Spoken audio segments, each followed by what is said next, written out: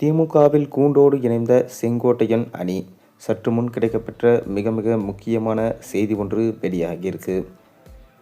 சட்டமன்ற தேர்தலுக்கு இன்னும் 5 மாத காலங்களே இருக்கும் நிலையில் திமுக தலைவர் ஸ்டாலின் அவர்கள் கட்சியை வலுப்படுத்த மேலும் முயற்சி செய்து வருகிறார். தொடர்ந்து கூட்டணி கட்சிகளின் வரவேற்புக்காக காத்து கொண்டிருக்கிறார் ஸ்டாலின்.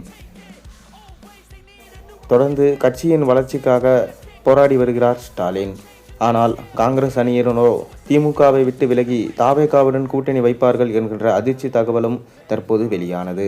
அதைத் தொடர்ந்து ஓபிஎஸ் அணியில் இருந்த முக்கியமான ஆட்கள் அனைவரும் திமுகவில், அதாவது 70 பேர் கிட்ட திமுகவில் ஸ்டாலின் முன்னிலையில் கட்சியில் இணைந்தார்கள்.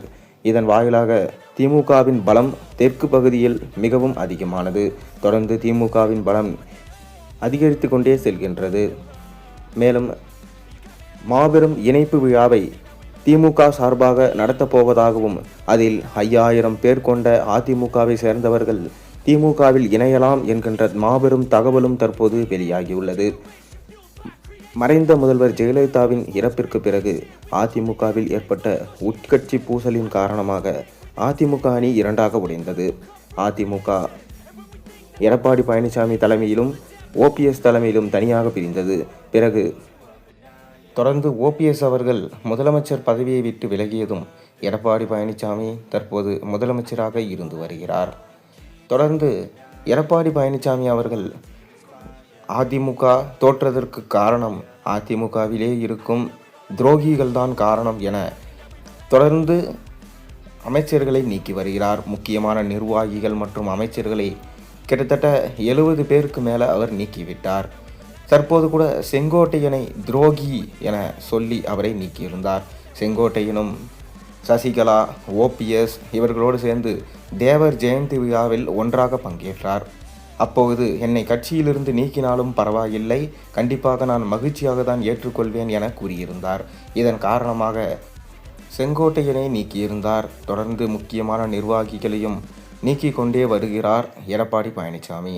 இதனால் செங்கோட்டையன் அவர்கள் எடப்பாடி பழனிசாமி என்னை நீக்கியதில் சந்தோஷம்தான், கண்டிப்பாக அந்த கட்சி எடப்பாடிக்கு சொந்தமானது இல்லை, அது எங்களுக்கு சொந்தமானது, அதனால் இந்த கட்சியை நான் மீட்பேன் என சபதம் எடுத்துள்ளார்.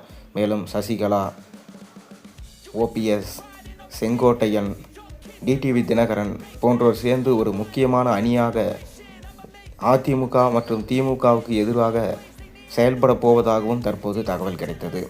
மேலும் எடப்பாடி பழனிசாமியும் விஜயை எப்படியாவது கட்சியுள் நுழைத்துவிட வேண்டும், விஜயை வைத்து இம்முறை ஆட்சியை பிடித்து விடலாம் என கனவு கண்டு வருகிறார். ஆனால் விஜயோ காங்கிரஸ் பக்கம் போவதாக ஒரு பக்கம் செய்திகள் வெளியாகியுள்ளது. மேலும் 2026 சட்டமன்ற தேர்தலுக்கு இன்னும் 5 மாத காலங்களே உள்ளன. இதனால் ஸ்டாலினின் பக்கம் தேமுதிக, பாமக போன்ற முக்கியமான கட்சிகள் இணைவார்களா என கூட்டணிக்காக காத்து கொண்டிருக்கிறார் ஸ்டாலின். இன்னொரு பக்கம் தேமுதிக பொதுச் செயலாளர் பிரேமலதா விஜயகாந்த் கண்டிப்பாக நமக்கு ஆட்சியில் பங்கு உண்டு என தற்போது ஆட்சியில் பங்கு என்கின்ற முக்கியமான விஷயத்தை அனைத்து கட்சியினரும் கையில் எடுத்துள்ளனர். கூட்டணி கட்சிகளான திருமாவளவன் போன்ற மதிமுக போன்ற முக்கியமான கட்சிகளும் ஆட்சியில் பங்கு வேணும் என்கின்ற விஷயத்தை கையில் எடுத்துள்ளார்கள். இதனால் திமுக தலைவர் ஸ்டாலின் அவர்களுக்கு மிக பெரும் தலைவலி ஏற்பட்டுள்ளது. அதிமுகவிலும் பாஜக பங்கு வேண்டும், ஆட்சியில் பங்கு வேண்டும் என கூறி வருவதாகவும், விஜயை எப்படியாவது கூட்டணிக்குள் இணைத்து கொள்ளுங்கள் என்று சொன்னதாகவும் கேள்விகள் தற்போது எழுந்து கொண்டுள்ளது. தற்போது திமுக சார்பாக முக்கியமான கூட்டணி கட்சிகள் அனைவரும் திமுகவில் இணையலாம் என அவர் கூறியுள்ளாராம். அதனால் செங்கோட்டையன் உட்பட முக்கியமான கட்சி நிர்வாகிகள் அனைவரும் ஒன்று தனியாக நின்று எதிர்ப்பார்கள். அப்படி இல்லை என்றால் திமுக தலைவர் ஸ்டாலினின் திமுகவில் இணைய வாய்ப்பிருப்பதாகவும் சொல்லப்படுகிறது. அதற்கான மாபெரும் இணைப்பு விழாவும் கூடிய விரைவில் அறிவிக்கப்படும். பொறுத்திருந்து பார்ப்போம்.